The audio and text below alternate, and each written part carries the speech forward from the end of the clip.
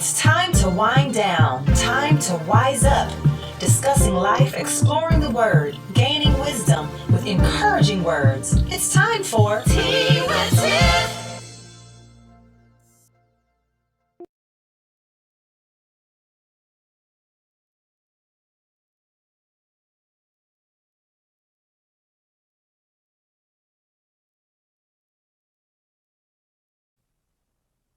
Good evening and welcome to Tea Time.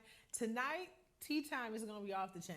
Just off the chain, mainly because I have my ace, my best friend since birth here. This is my sister, Tamika Law. Okay. So we are going to clown tonight. Just, don't mind us. Have fun with us. While you're here, make sure you like, share, subscribe to this channel. Get all that you can from this episode because it's going to be good. Chat live with us. Tamika and I will both be here to answer whatever questions you have. We are pretty much open books. Ask us whatever you want. You'll get whatever we give you. It's going to be good. But I want to make sure that you know to follow Tamika on Facebook, Instagram, at Musically Yours Entertainment on both Instagram and Facebook. Also, she has her own website, IamTamikaLaw.com, so you can see all things Tamika. And now I'm going to tell you why you want to know all things Tamika. So, first things first, you've already heard her. And you've already heard her because she is the voice for my theme music. Tea time. Tea with Tiff.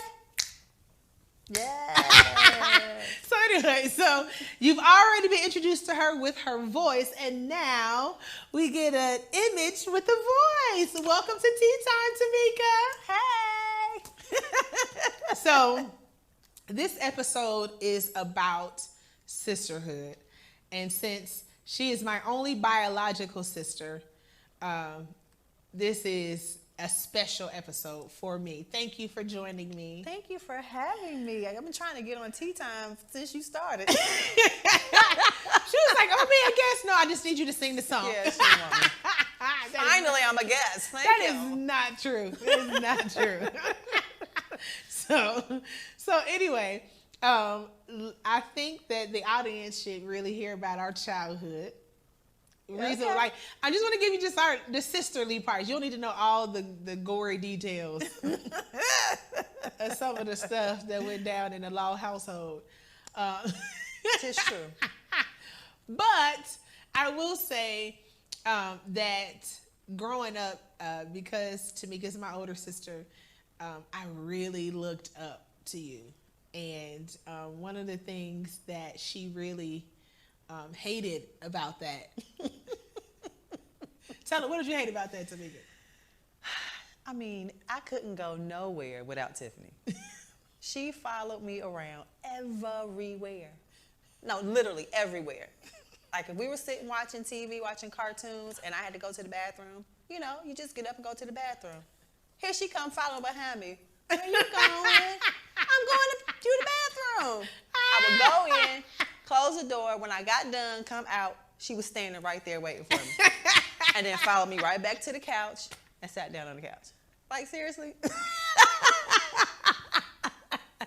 Every day, all the time. I didn't follow you to the bathroom every time, but A lot of the time.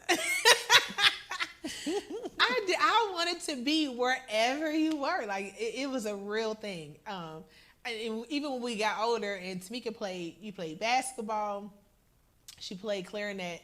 So she always had concerts at school, basketball games. I'm like, I want to go to Tamika's game.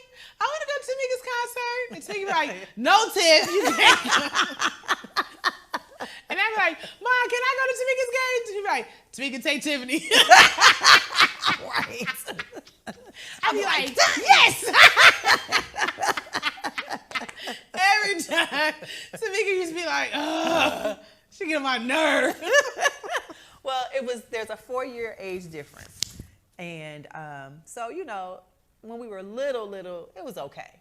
But when I became a teenager and she was not a teenager, that was like a huge in my mind, a huge gap, right? I'm 13, 14, she's 10. Yeah. Yeah, I don't want my 10-year-old sister hanging out with me. Terrible. Just, that's why, I suffered from rejection for most of my young life because my sister was like, oh, you get on my nerve. Now looking back, I wish I had more wherewithal to, be a better big sister when I was younger. Knowing how important it is. My daughter, she doesn't have any siblings. And, I see like some of the other young cousins like look up to her and I'm like, oh, I get it now. I get it. I didn't get it when I was a kid. I just didn't get it. No, she just wanted to reject me. It's okay. But as we got older though, I began to get my own identity. I think it was really I was just trying to figure out, you were just great to me because you always were singing, playing instruments, and, you were like, an athlete. So I'm like, Tamika could do anything. And then when I got older and I began to develop my own gifts and talents, I didn't have to follow behind you as much anymore. And then, we got into the phase where we went to college, where I went to college and you were, in, your adulthood doing your thing. And that's when things really began to change. Yeah, it was. Well, before we go that far, I want to tell a story. Even though I'm 4 years older than her, Tiffany has always been very, very mature for her age. Not because she looked older, she just carried herself, a different way. So I invited her and my brother to college for siblings weekend. And I'm introducing everyone. This is my sister, Tiffany. And so everyone is like, oh, so what school do you go to, Tiffany? She's like, Meadowdale. High school. What are you studying? AP English. Like, they thought she was in college. And a lot of people thought she was the one at Ohio State and not me. Speaking like, I was in school with you. We was just in class. What do you mean? She's my little sister. So That I think was I had a complex, I think. You did have one. About people but thinking let me you tell were you, older than me. That was some fun times. It was. Because we go out, of course, yes, the attention was great. Because it was all kinds of people like, hey, like, let me talk. I'm like, oh, I'm in high school.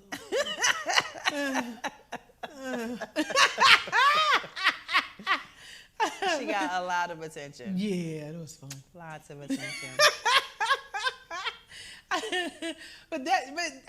think that was like a big part of us, like the three of us, me, you, and Eddie, really did a lot. We had a very interesting dynamic. Mm-hmm. Like, we only have one brother, and he's the baby. And he acted like it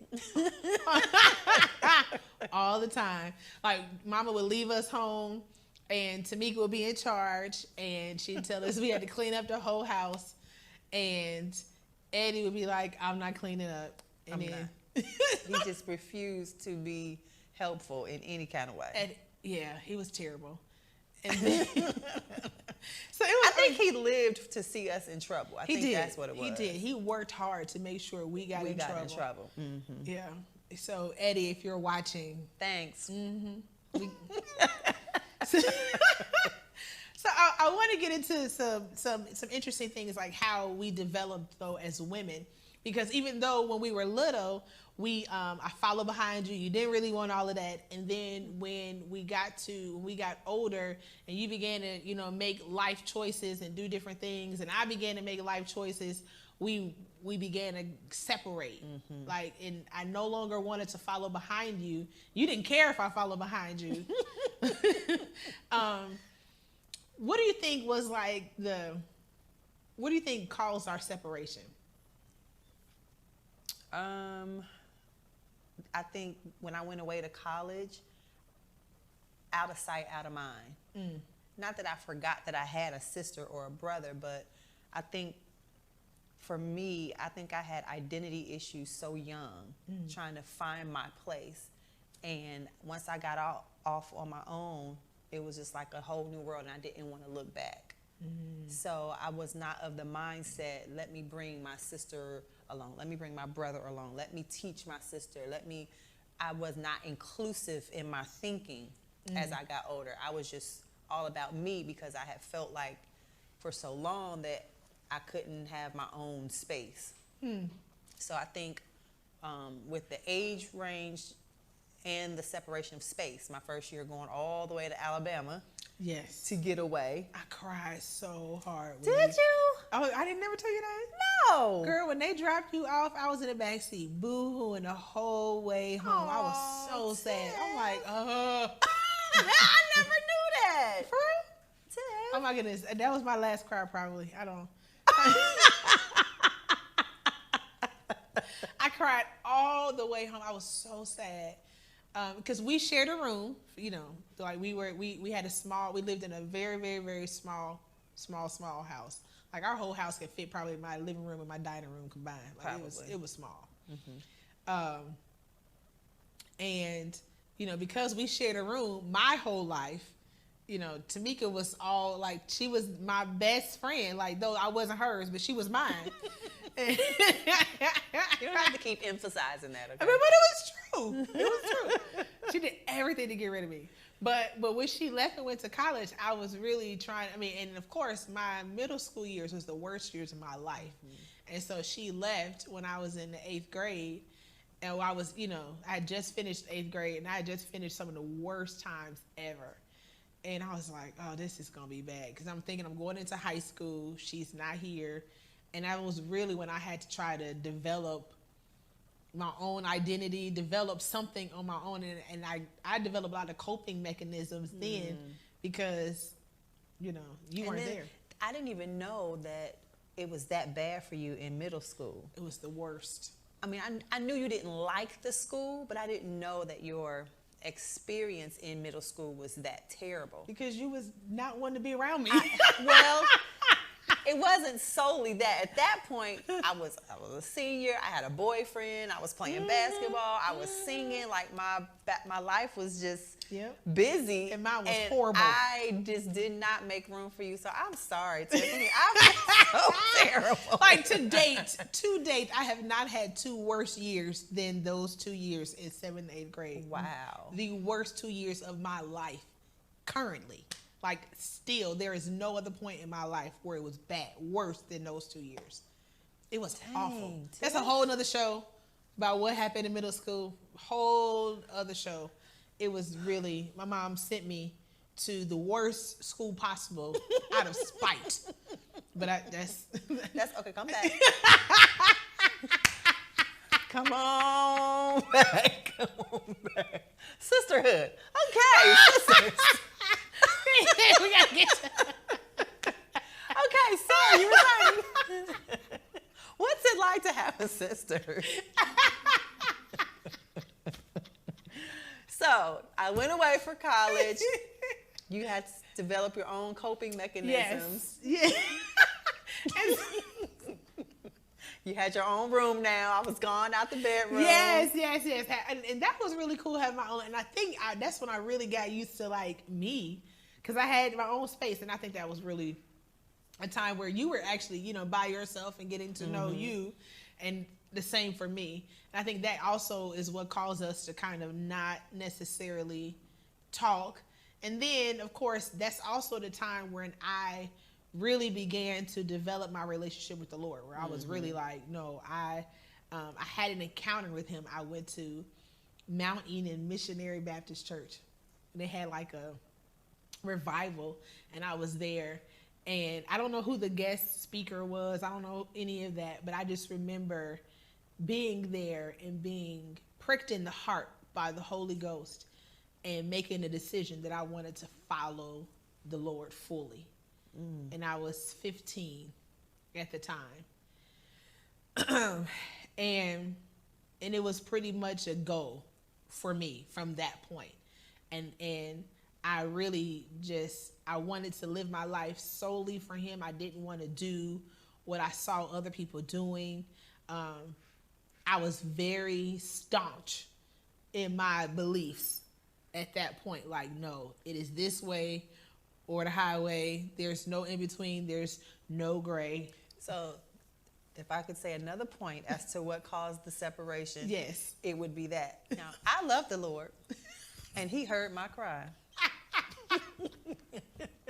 Howsoever, I did not have the same conviction as Tiffany. So when I went off to college, you know, I was like, hey, how you doing? I wanted to follow Jesus long as I could do some other things too. So I kind of was straddling the fence. And Tiffany, she was either black or white. There was no shades of gray at all. So, oh, pun intended. Pun intended.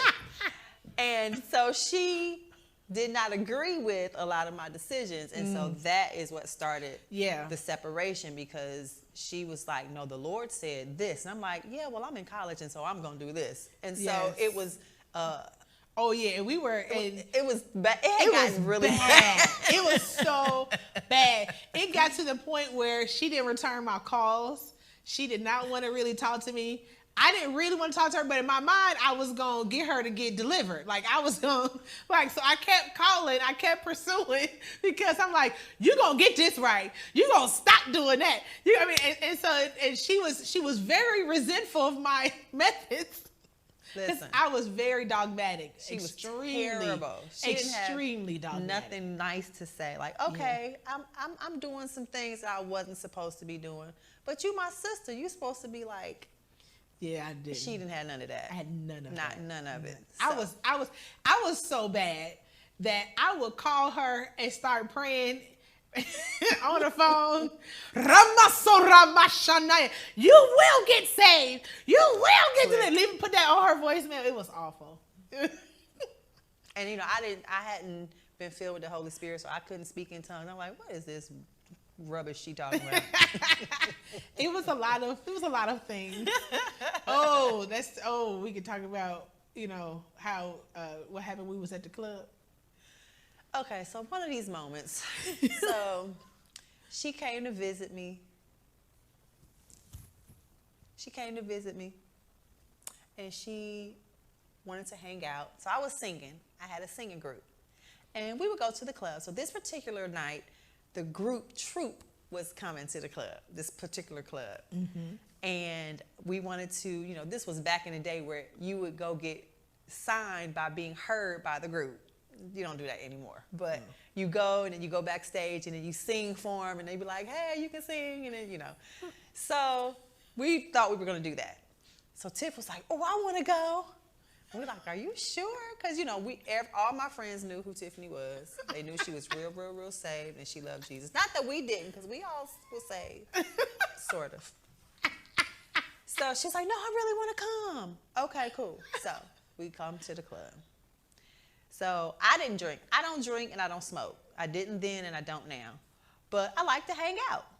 So we went to the club. It was 4 of us. Tiffany pulls up a chair. We all sit at the table. So 2 girls go and get drinks. So I'm just looking around. The music is on. You know, you're just sitting in your chair jamming. Tiffany reaches down, gets her purse, and pulls out the biggest Bible in the entire world and smacks it open on the club table, and then proceeds to be reading it.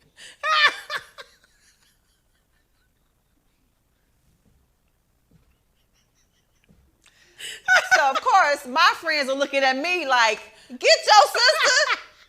Like, we can't get no dudes to come by the table. They didn't feel comfortable drinking. Didn't nobody want to cuss. Didn't nobody want to do nothing. Like, if you was gonna bring the Bible, why didn't you just stay home and read your Bible if that's what you wanted to do? So, in her staunchness, in her conviction, she was determined she was going to convert the club, I guess. That was not my mindset. What she was trying to do.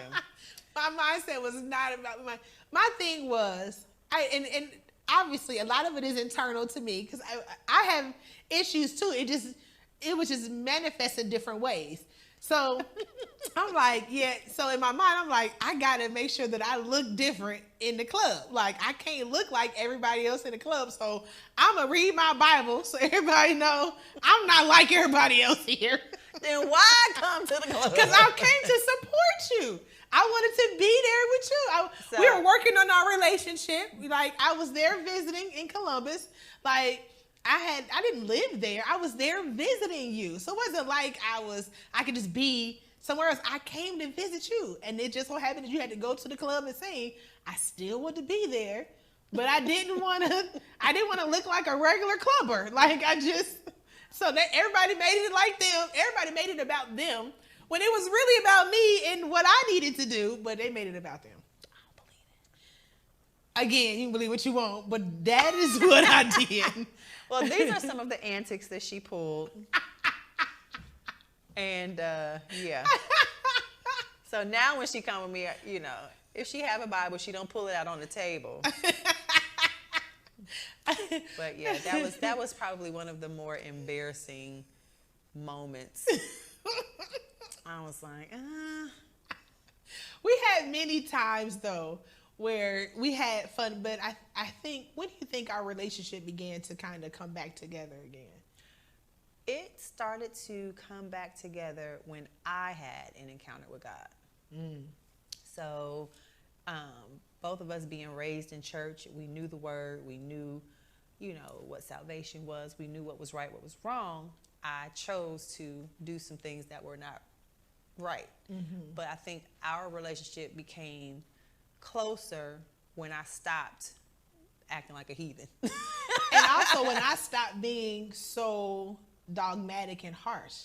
Like, I remember when Jolly was born, I made it a point to be like, to say, no matter what happens though, she needs to know that she is loved, and my niece needs to know that she's. And I think those are the times when we were really making a concerted effort to change ourselves. Absolutely. And I think in sisterhood, if you are a sister and you don't have a good relationship with your sister, my first suggestion would be to check yourself. And then you have to accept your sister for who she is, where she is, and how she is. We have to love unconditionally. And I think in our relationship, our love was conditional based on where we were. But I wouldn't say our love was conditional. I think because I loved you throughout it all, and you love me too. Like, so maybe not our love, but our how we related to one another though was like, it was pretty terrible. It was awful. Like, we had to. I mean, I'll never forget like when Tamika was pregnant with Jolly, and we had a family reunion, and she was there, her and Jolly's dad, and I was like, first of all, I didn't like him. I didn't like their relationship at all, and I definitely didn't like him. So I was sitting there looking at them. And so then she stood up like, Kwame and I are expecting our first child. She was ready. I mean, they're not married, but she'll do tomorrow. We're expecting our first child. And she was. I mean, it was so irritating to me. And I was sitting there like, But you couldn't be happy for me? I was happy that you was gonna bring my niece into the world. What I wasn't happy about was the foolishness that you was bringing her into. I didn't like that. Yeah, and I was just like. It was very irritating to me at the time. Well, praise God you recovered. So sister dynamics can change. You can grow from things, and you begin to overlook things because everything is not unto death. Everything is not a big deal. It's not. And when you figure out how to get over yourself, that's when you can forge a better relationship and come together.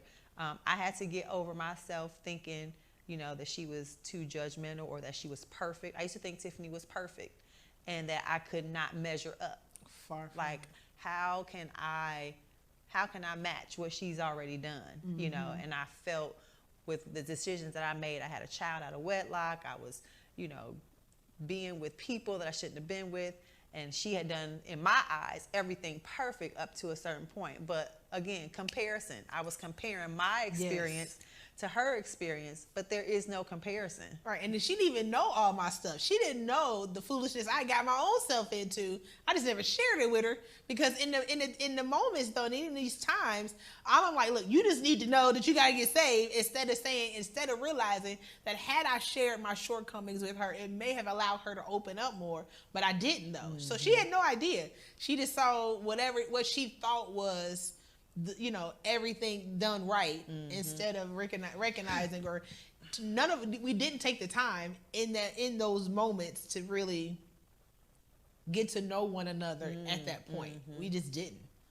And we allowed time and our own hang-ups to get in the way. And I think what drew us closer was we began to need each other.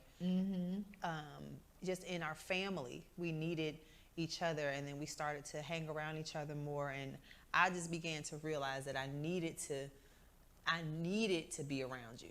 Yeah. And that I wanted to be around you. I wanted your children to know me. Yes. And I wanted my child to know you. Yes. And that was a big part of it. When these kids started coming in, you're like, wait a minute, this has got to change. I was, I lived in, I was in Maryland. When Adonijah was born? Yes. I think I was in Maryland. And they were here in Chicago. And I'm like, my nephew is not going to know me. And that hurt my feelings really bad. That Actually, you were in Columbus at the time. I was in Columbus. I was somewhere. I wasn't here where he was. Yeah. And the distance I thought was too great. And I said, my sister cannot have a child and that child not know their aunt. Yeah. Because I'm the only aunt that they're going to have. Right. And so I told Tiffany, you show that boy a picture of me, you talk about me, you let me talk to him on the phone. He needs to know my voice. He needs to see my face on a picture and know that that's auntie until I can get there. Yeah. And she did that. And when I did come, I made sure that I came as regularly as I could. Yeah. So that he would know his auntie. And the same for Tiffany. Yes. She was always there for Jali. And as much as I could listen, and that I think is what started to bridge the gap and bring us together. That actually did. Yeah, it was our children, which it should not have taken our kids, right? But it did. But it did, and I'm actually glad. And over time, though, our relationship has gotten, in my opinion, better than it ever was. Obviously, because you was rejecting me earlier. I mean, so seriously. Now, it's humor to me. It's humor. You need deliverance.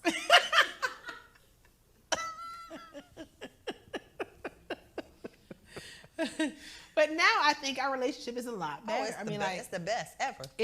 Like my best friend. I talk to her every day. Every single day. Every single day. When something exciting happens to me, she's the first person that I want to tell. And sometimes if I can't get to her and Larry answers the phone and I try to give my news to him and then tell him to share with Tiffany, it's just not the same. I'm like, don't ever do never that. give the details like how I wanted to give the details. Tamika just won $1 million. That's not how you say that. Right. Like, if she won $1 million, I know she was like, Larry, oh my God, I just won $1 million. And you come back and tell me, Tamika just won $1 million. Really? That's not how this works. It's not at all how this works. I've been training him for like 20 years. It ain't work. It ain't work. He's like, he has moments where he be like, hold on, let me tell you how Tamika will tell you. She won $1 million. Is that better? Then he do. Like, get on my nerves. So, I want to shift gears a little bit because I want to. I want people to understand you as a musician, as a singer, as an entertainer. Tamika has been singing our entire lives. Our entire lives has been filled with her music. I want her to, she's going to tell you her music story. But let me just tell you, we spent so many days and nights listening to Tamika on that clarinet. She was, when she was trying to figure it out, we was all like, oh. And remember, our house was really little. We had that house a very small house. Was a box. It was a little bitty box. We had no upstairs, no downstairs, just one level. I mean, all the rooms was this big. Yeah. And then we had to share rooms. So when she playing her clarinet and I'm in the room, I got the worst of it. Because she was...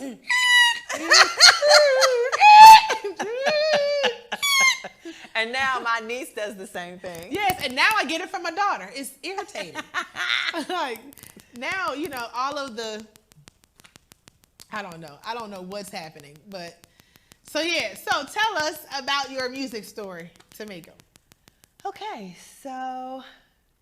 Uh-oh, did I do something wrong? So, my story, I remember being able to sing at like 5, being able to hear music at 5. And I was a part of the Sunshine Band. Ugh. And so our director, Miss Linda Beal. Hi, Miss Miss Linda Beal. Beal. Hi, Miss Beal. She would teach all of the students, all the children, the same note. Everybody sang just the melody. There was never any harmony or anything like that. But I heard music, so I would harmonize with what she was teaching everybody else. And so those are my first memories of being able to hear music. Fast forward to, my mom bought a keyboard, and I would like... That Casio. Casio. She bought us a Casio for Christmas, and I just started playing. Stop. She bought us, the 3 of us, a Casio. Only Tamika would play it. Not because, you know, we couldn't, like, she never gave Eddie and I an opportunity to learn. She said, like, she acted like it was her Casio. I'm like, this is our keyboard, but me and Eddie still today ain't played the keyboard. Because that was Tamika's keyboard, even though she bought it for us. So I would play anything that came on the radio or on TV. I would try and like play by ear. I was singing, then I started playing the clarinet in the 3rd grade. I played that. So my mother is a poet and a She's a storyteller, right? Yes, a creative. Very creative. So she would write stories and plays and have us act them out. Well, I began to write or do concerts basically, and I would teach Tiffany and Eddie the parts. However, Tiffany's ear was not as trained as it is today. Praise God. Oh. And back then, she was, you know, so I had to be how old? Like When we started when this? we started, yeah. You was probably like, I guess, maybe 11 or 12 when we first started. No, I was younger than that. Really? I don't remember. So maybe 10. Let's say if I was 10. I was 6. Okay, maybe I was 11 or 12. You're probably right. 10, 11, 12-ish. And she would not be able to get the notes right. And it just, because I thought everybody could hear music and sing, because I could. So I would say, Tiffany, sing this part. So Tiff would sing it, and I said, so now I'm going to sing another part and harmonize with you. She'd go, okay. And so I had my little Casio, and I would play this note, and then I would play the harmony note. Somehow, Tiffany always ended up on my note. And so, you know, I was a kid, I didn't know, and I didn't like it, so I would hit her when she did it. See why I'm scarred? You see that? I'd be like, no, that ain't the right note. She done did it on live TV. So anyway, but she can sing now. So those were like my earliest, you know. But her and my brother, they could like you playing. Cause she make it sound like she just like, oh no, she used to beat me. I did not beat you. You beat me. I didn't. She like used to be like, Tiff, that is not the right. See you know, dun dun dun dun dun. This is you, dun dun dun dun dun. Now I'm gonna say dun dun dun dun dun. You have to say dun dun dun dun dun. And then I'll go dun dun dun dun dun dun. Like, that is not your note. Stay dun dun dun dun dun. Come back.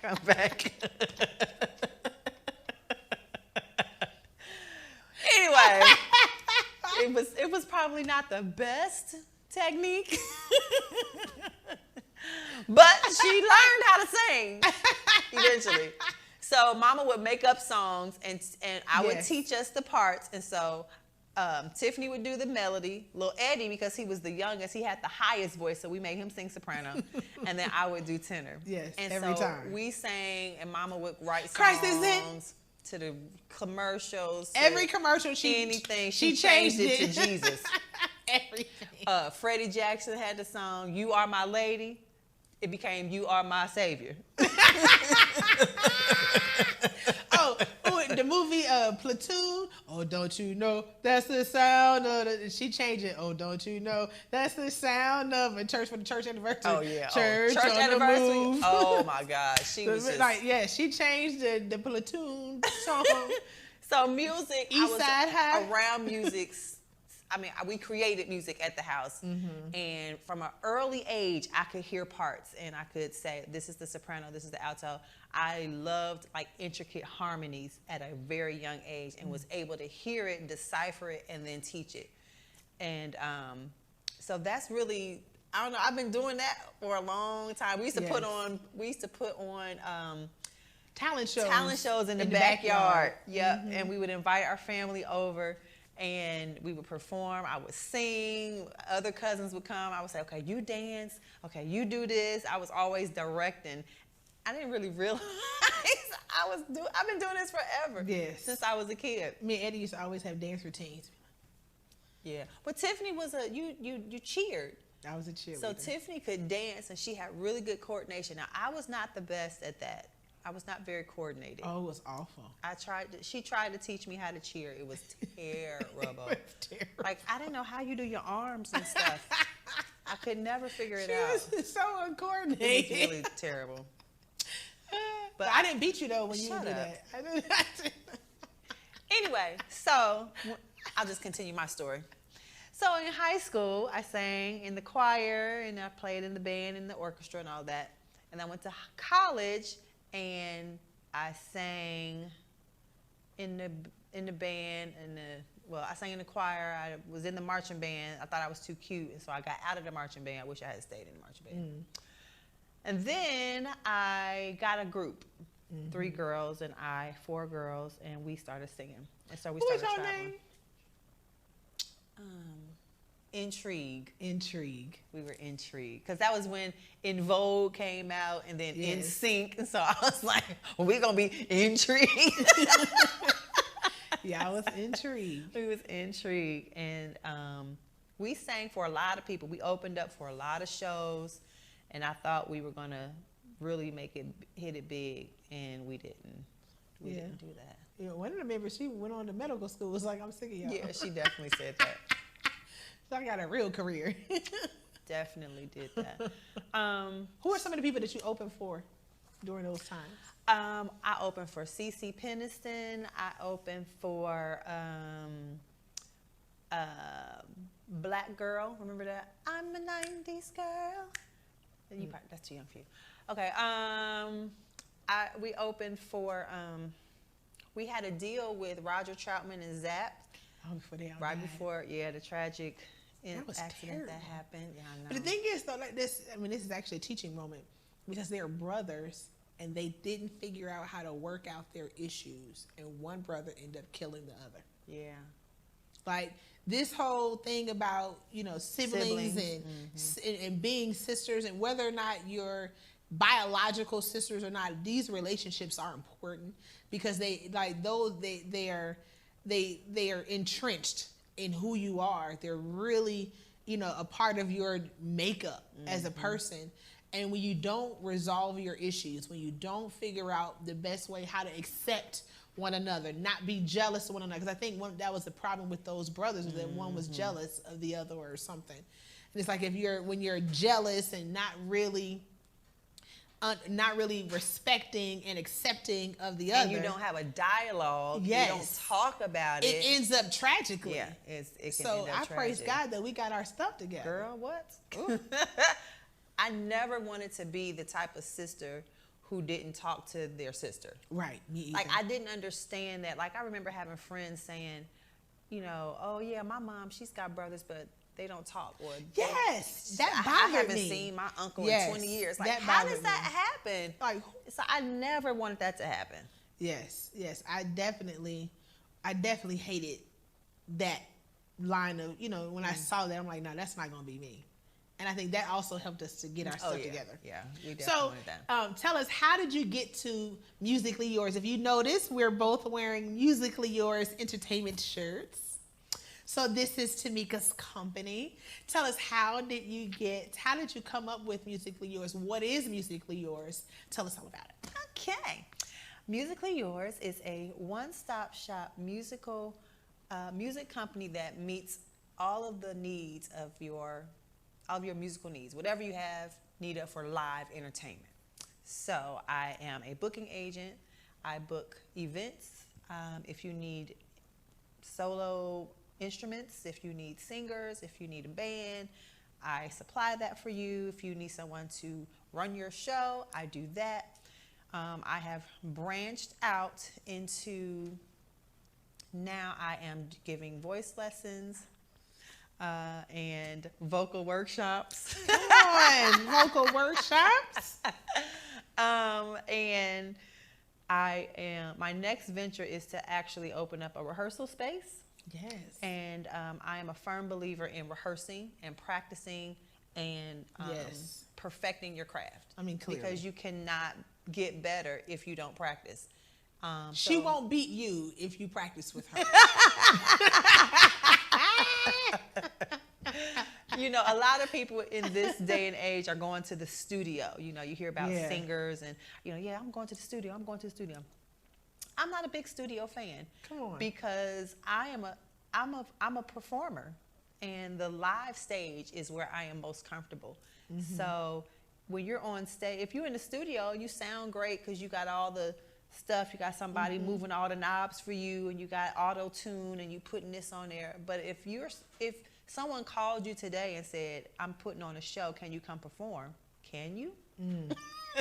How good is it going to sound when you don't have all of those, all that help in all the those studio? Controls. Right. So I pretty much built my career on the live stage, not in the Tell studio. us about some of your live stage experiences. I know you've sang with different groups and people, so please tell us about that. And because I see the difference between those who know how to perform on stage and those who are just studio singers. It's a big difference. And I know you have been on major platforms. For those of you who don't know, my sister is the bomb. She's been on major platforms with, on stages. So tell us about being on these stages, and who you sang with, as a polished professional live singer, and then, and how that has affected your life. Because I'm eventually going to get into, how that meshes into your purpose and what God's called you to do. Okay. So my first, I think, major thing was I did one of those gospel stage plays, right? Yes. Everybody back in the day was everybody was doing a gospel stage play. And this gospel stage play was called Tell Hell I Ain't Coming. I remember. You remember that? Yes. And it starred Ollie Woodson from The Temptations, who's passed away. Rest in peace. He was so cool. Monifa was in it. Cristal from the movie Players Club. Yes. Oh, and was the in little Silk guy. Lil G. Lil G. Lil G from Silk. Yep, he was in it. And that was my first time literally being shoulder to shoulder with these famous actors and singers. Yeah. And they were treating me as if I were their equal. That was awesome. Ooh, what?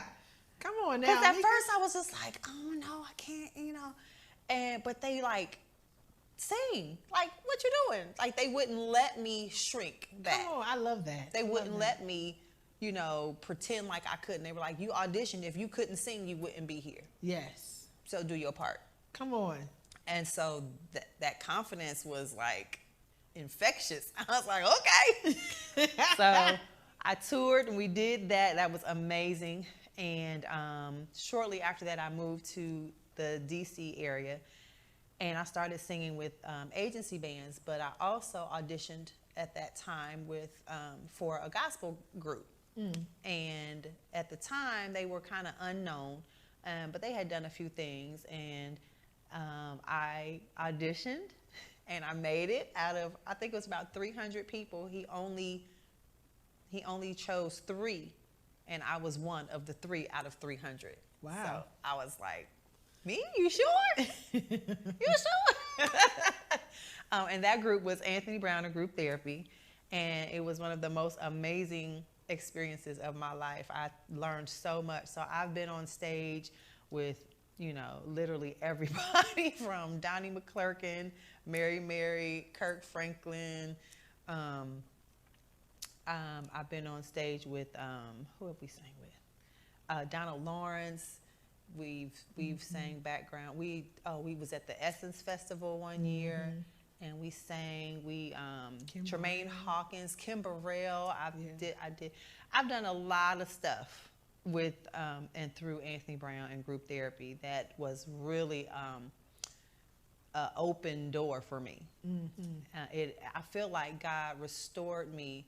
All the stuff that I missed out on in my 20s when I was being rebellious and being a heathen and out in the street, he redeemed that time in my 30s and early 40s to allow me to do those things that I probably should have done in my 20s. Wow. And he allowed me to have that time to do it. So how do you think that connects with God's call on your life? Or do you believe that connects with God's call on your life? I do. My purpose in being in that group was not because I was the best singer or the best dancer or any of that. It was, I solidified the group with my maturity. And I was, I shouldn't say that I didn't solidify the group, but my maturity in the group was like, oh, okay, they serious. Don't look at us as just a whole bunch of kids. Yeah. Because I was kind of significantly older than most of them. And so it was just like, okay, they got some older people in it, so they must be something. They talking about something. And I think the one of the calls is that I connect with women. And that group was the majority women. There's only like 2 or 3 guys in the group, and I have relationships with the majority of them. And I mean, it's I think the most part it was just me being able to live out part of my life that I missed. That God gave me that time back. Amen. Redeeming the time. He redeemed the time. That's beautiful. So what are you doing now with Musically Yours? Because we started off with Musically Yours, and now that you've shifted away from, the group singing, and now you're on your own and you have Musically Yours, what is Musically Yours doing now as a part of your purpose? I am helping people, giving them a platform to shine, to sing, to perform, to be heard, to be in front of different audiences that they wouldn't otherwise be able to sing in front of. So I started a new artist showcase a couple years ago. Yes. And I highlighted multiple artists, gave them opportunities to perform. I sold the tickets for them. I, pretty much did the whole show. All they had to do was show up. They didn't have to pay to be a part of it. But what it did was it expanded their fan base. Okay. And it put them in front of people who were like, oh, this is a great artist. Yeah. And I also was able to, one of the young ladies, she was only 11 at the time, and it was her first time performing. Wow. And so I was able to give her a platform to do something she thought she wanted to do, and now she's been singing and performing ever since. So that is beautiful. Just, I want to give people what I wish someone had given me. So I want to be that, as a singer, and you can do something, but nobody ever give you a chance. Yes. Not even just a singer in many areas. Or in any area. Yes. Like you're a like, speaker. I know I can do this. I know I can do it. If I just need somebody to give me a chance. Yeah, that's real. So that's kind of where Musically Yours comes in. I am giving people a chance because nobody gave me a chance. I'm trying to be that for someone else. Well, I think it's interesting to hear like nobody gave you a chance, but you were still able to get to some spaces that other people would never be able to get to? I worked hard for it. Like, nobody gave it to me. Yes, but you had to work hard for it. I did. I worked hard. I love it. And that's what I'm saying. Like even though no one gave you a chance, you were able to let. I mean, I really see God allowing your gift to make room for you. Mm-hmm. And that gift literally had to make room, pushing other things and people out of the way to give room for you to be able to do what He's called you to do. And then even in this pandemic, you know, singing live is my bread and butter, right? Booking gigs and going to shows, doing people's weddings and all that. Right. And then when the pandemic happened, everything shut down. So how do I make money? How am I supposed to sing and perform?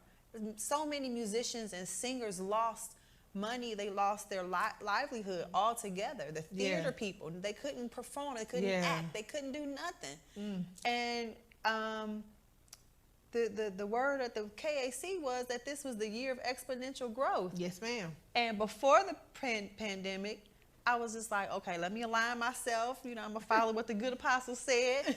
He said, whatever you're doing as unto the Lord, start doing it. Yes. So that when He multiplies you, it'll exponentially grow because you already multiplying. Right.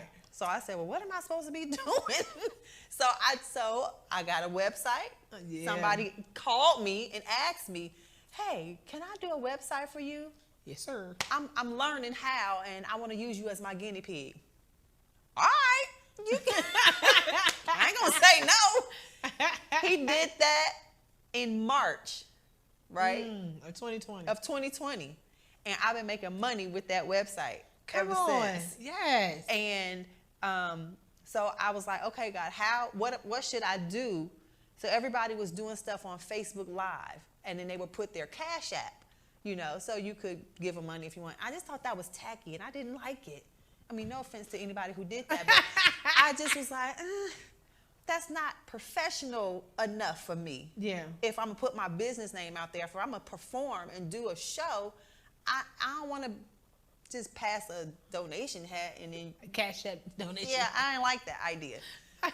So talking with my webmaster, and he was like, well, I can put a link on there where you can connect it to your bank account, and they click a link, and in order to see your show, they got to pay. That sounds good to me. So I did my first show, which was actually live and virtual. Mm-hmm. But you had to click on the link and pay to watch the show. Mm-hmm. And I had over 100 virtual viewers, and I had 75 in-person viewers. That's good. On my first show. That's so amazing. When people aren't making no money. Come on, singing. Tamika. So that was in December. Here it is 2021. I did another show, and I had almost 100 viewers for my second virtual show. So clearly, she's awesome. Prior to the pandemic, she was singing at everybody's wedding, retirement, bar mitzvah, family reunion, funeral. If you the world is opening back up again, and if you need a singer, you need Musically Yours Entertainment. If you need a band, you need Musically Yours Entertainment. If your church choir sucks, you need Musically Yours Entertainment. Let's talk about it. You know y'all stuff sound raggedy. You need Musically Yours Entertainment. You can follow Tamika on Facebook, Instagram, and at IamTamikaLaw.com under Musically Yours Entertainment. Something very important coming up in the next couple of days, April 15th. She will be doing another live show. It is the Best of the Emotions and the Jones Girls. I saw one before. It is the bomb. It's awesome. If you want to be entertained in your home, no matter where you are in the United States, you can watch this. Go to IamTamikaLaw.com. So this show is actually live. Oh, shucks. Yeah. Oh, we can't see this? No. Oh, never mind. I'm so sorry. Really? It's like, where's So just, thank you for plugging me. I really appreciate it. Try it. But we were booked. So someone came to one of our previous shows and saw us. Another promoter said, I love this show. I want to book it Wow. at my venue. Okay. So we got booked. So it's not my production. So you don't know if they're gonna make it. They're not. Or there's you only can see it if you come. You can only see it if you come. So if you're in the Maryland, Virginia, DC area on April 15th, can they go to I Am Tamika Law to get more information? Yes. Okay, yes, they so can. you can go to IamTamikaLaw.com to get information about this live show that none of us are going to see. I'm definitely going to be here in Chicago on April 15th. But that's all right. Go to the website for all things Musically Yours Entertainment. All things music. If you need voice lessons, you are singing at your church, but you know you can't sing. Or you can sing and you just want to perfect your craft and get better. Yes. If you want to get better, if you want to get stronger, Tamika just did a clinic here for us on how to perfect our gifts that God has given us, and she has helped our praise team astronomically. So I'm saying this, from experience, not just because she's my sister, but because she actually came in and taught us well. She's so thorough. You're really thorough, really, really thorough, and very caring about what you sound like. She actually cares. Because I've been around people, I've sang with all kinds of people all the time. Now that I'm a singer now, Yes, you are a singer. I've sang with many people, and not everyone cares what you sound like. Mm-hmm. A lot of people care about what they do. Mm-hmm. I told you what to do. If you don't do it, that's on you. Mm-hmm. She's not like that. She actually cares about about the product that comes from from her time with you. So, and I didn't hit anybody. And you did not hit anyone. I'm so proud of you. Growth is real.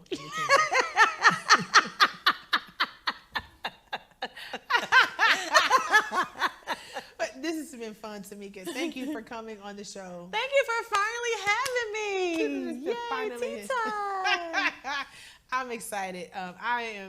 I'm really happy to have you. It's just good to have a good sister.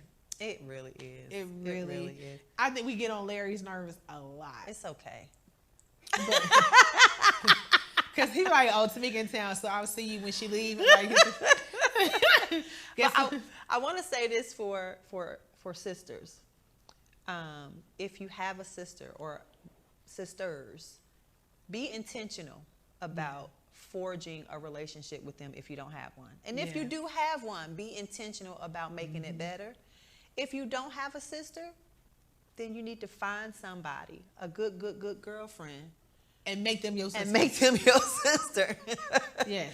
Because we have other sisters. Mm-hmm. Even though we're the only biological, we have other sisters. Like Asia is our sister. 100%. 1,000%. Like she came out our mama's womb. Asia. Hey, Asia! So she gonna come in and do one like Asia is our sister. She's definitely our sister. Just like Tamika, my sister. Right. Like, you have to have another sister. You have to have one. Sisters are forever. They are. And there's nothing that she could do right now that could put a wedge in between. There's nothing that she could do or anybody else could do or say that would get in the way of my relationship with her. Yeah. Like, period. Yeah. Like there is nothing. This is my sister for life, and everybody else will have to work around that. Mm-hmm. Amen. Like that's it, and that's it. And it's it's something that, especially, and if you're married and you have a sister, you're like, that's still your sister. Mm-hmm. Love your husband, your children, and you have to engraft everybody. We family, period. Absolutely. Like, no matter what is going down, we are all family. And if your sister her life is not like yours. Yeah. Because we've experienced that. My life was not like her life. And you have to figure out how to work through it. Yes. You have to be accepting. Tell the truth in love. Try not to be judgmental and critical. Don't do it. Don't do it. Apologize. Yes. Say I'm sorry. Humble yourself. Humble yourself. It's okay. You know, it's not gonna kill you No. to be like, you know what, girl, I was tripping. I'm For sorry. real. Like you Like we've had say to, that. yes, We have had those we had to say conversations. that. Look, I was tripping. I'm sorry. Like I was terrible. Or you know what, you was right. You was right. I was wrong. That goes a long That way. listen Long will way. do wonders for you. Yes. So if you have a sister, please, please, please draw close to your sister because times are crazy. Yes. And I don't like being alone. I like having somebody to call, someone I can trust. Now Yes. now if your sister is kind of ratchet and you can't trust her, you're just gonna jump in, like, you know, take your time and build the friendship. And if it's not your if it's not your biological sister, and because I know it's not always possible, you know, based on life circumstances and things, but you get you a sister from somewhere. Get you a sister, and you sometimes you gotta tell her, you my sister. How we gonna work this out? We gonna work this out. We gonna work this out. All right, we gotta go. That's our time. Thank you all for joining us tonight. I really appreciate all of the questions, all of the chatting that you've done with us. We appreciate it. We are excited about you and your sisterhood and your friendships, all of those types of things. And again, don't forget to follow Tamika Law at Musically Yours Entertainment. It's been real. It's been fun. Take time to wind down and wise up with Tea Time with Tiff. Have a good night. Good night.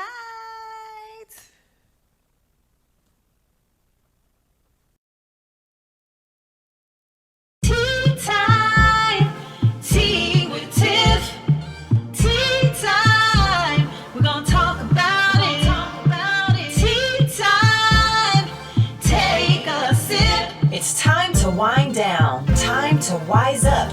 Discussing life, exploring the word, gaining wisdom with encouraging words. It's time for Tea with Tiff.